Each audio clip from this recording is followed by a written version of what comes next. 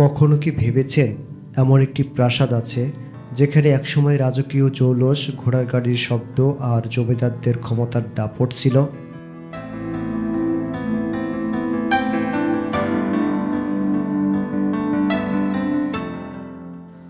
আর আজ সেখানে শুধু নীরবতা আর ইতিহাসের প্রতিধ্বনি। শত বছরেরও বেশি পুরনো সেই স্থাপত্য আজও যেন অতীতের অসংখ্য গল্প বয়ে বেড়াচ্ছে।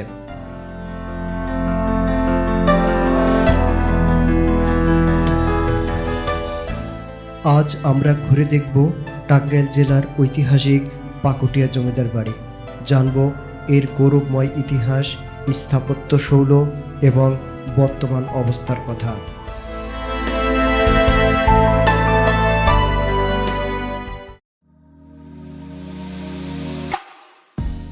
বাংলাদেশের যে কোনো প্রান্ত থেকে সর্বপ্রথম আপনাকে টাঙ্গাইলের পাকুল্লা বাস স্ট্যান্ডে আসতে হবে।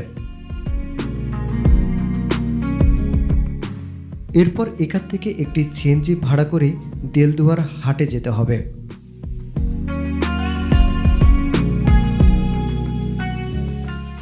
দেলদুয়ার থেকে আবার আপনাদের সিএনজি পরিবর্তন করে আসতে হবে লাউহাটিতে। লাউহাটি থেকে সহজে আপনারা আসতে পারবেন এই টাঙ্গাইলের পাকুটিয়া জমিদার বাড়িতে।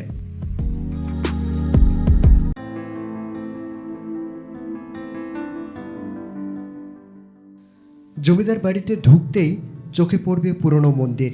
লোকে মুখে শোনা যায় এমন শরতের দিনে দেবী দুর্গা প্রতিমা তৈরিতে ব্যস্ত থাকতেন ভারতবর্ষের নামকরা প্রতিমা কারিগরেরা। কালের বিবর্তনে জায়গাটা এখন নির্জন। নেই আগের সেই গৌরব, আভিজাত্যের ছাপ, নেই প্রতিমা তৈরির কোনো ব্যস্ততা।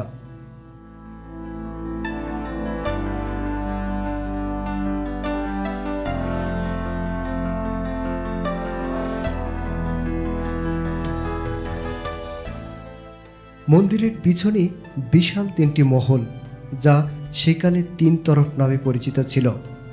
মহলগুলোর আলাদা কোনো নাম পাওয়া যায়নি। সবচেয়ে বড় মহলে বর্তমান পাকুটিয়া বিসিআরজি বিশ্ববিদ্যালয় কলেজ পরিচালিত হচ্ছে।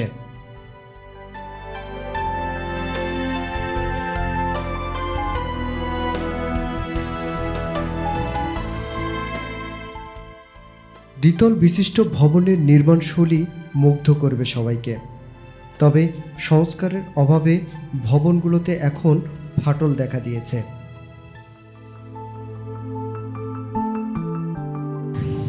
পটুয়াটেক জমিদার বাড়ি থেকে স্বাগত জানাচ্ছি আমি মোহাম্মদ আলমিন।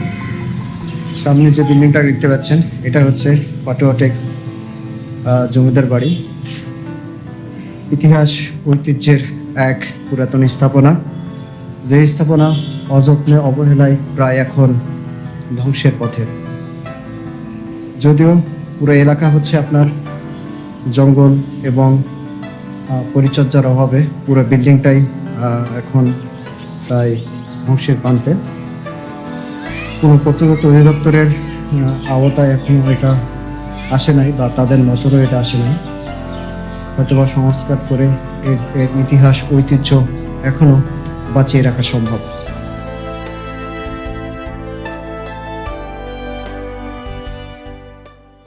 ইংরেজ আমলের শেষের দিকে এবং পাকিস্তানি আমলের দীর্ঘ সময় পর্যন্ত তৎকালীন ব্রিটিশ রাজধানী কলকাতার সাথে মেল স্টিমার সহ মাল এবং যাত্রীবাহী স্টিমার সার্ভিস চালু ছিল।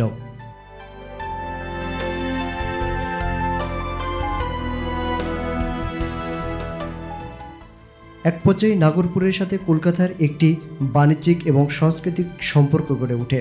পরবর্তীতে পশ্চিমবঙ্গ কলকাতা থেকে আসেন রামকৃষ্ণ সাহা মণ্ডল, একজন ধনাঢ্য ব্যক্তি।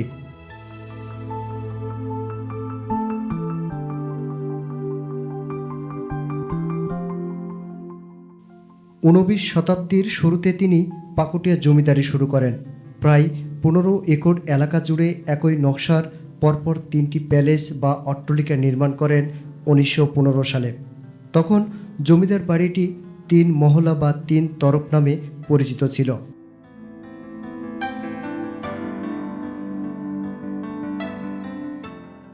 এই জমিদার বাড়ির সবচেয়ে বড় আকর্ষণ এবং নান্দনিক স্থাপত্য ইউরোপীয় ও উপমহাদেশের স্থাপত্য শৈলীর সমন্বয়ে নির্মিত ভবনগুলোতে রয়েছে সুদৃশ্য স্তম্ভ, খিলান, প্রশস্ত বারান্দা এবং কারুকার্যময় নকশা।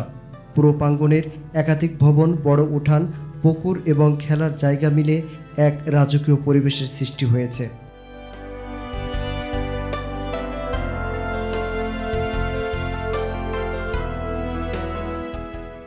ব্রিটিশ শাসনামলে জমিদাররা এলাকার কৃষি, শিক্ষা ও সামাজিক কর্মকাণ্ডের গুরুত্বপূর্ণ ভূমিকা পালন করলেও জমিদারি প্রথা বিলুপ্ত হওয়ার পর এই প্রাসাদের জৌলস ধীরে ধীরে কমতে শুরু করে।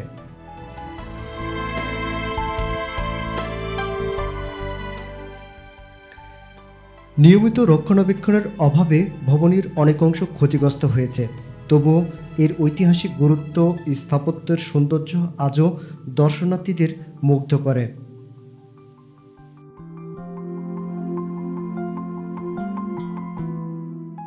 বর্তমানে পাকুটিয়া জমিদার বাড়ির কিছু অংশ শিক্ষা প্রতিষ্ঠানের কাজে ব্যবহৃত হয়।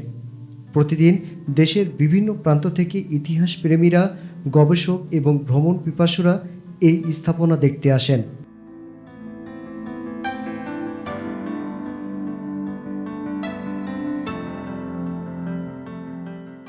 ছবির মতো সুন্দর পরিবেশ, বিশাল বৃক্ষ আর পুরনো স্থাপত্য একসঙ্গে মিলিয়ে এটি একটি অনন্য ঐতিহ্যবাহী পর্যটক স্থানে পরিণত হয়েছে। বৃষ্টি শুরু হয়েছে, আবহাওয়া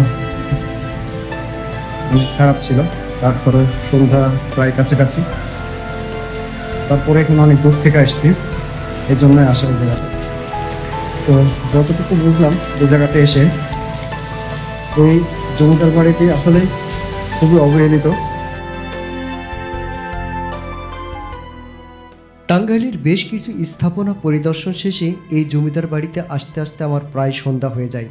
সেই সাথে জমিদার বাড়ির পৌঁছার কিছুক্ষণ পর বৃষ্টি শুরু হয়, তাই ভালো করে এই জমিদার বাড়ির ভিডিওটা করতে পারি নাই।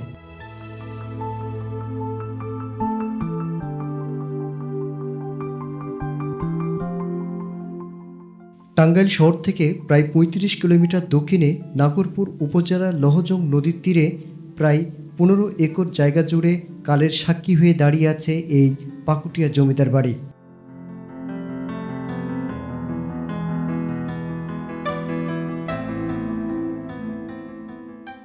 এই জমিদার বাড়ি শুধু একটি পুরাতন ভবন নয়, বাংলাদেশের ইতিহাসের, সংস্কৃত এবং স্থাপত্যের ঐতিহ্যের একটি মূল্যবান স্মারক।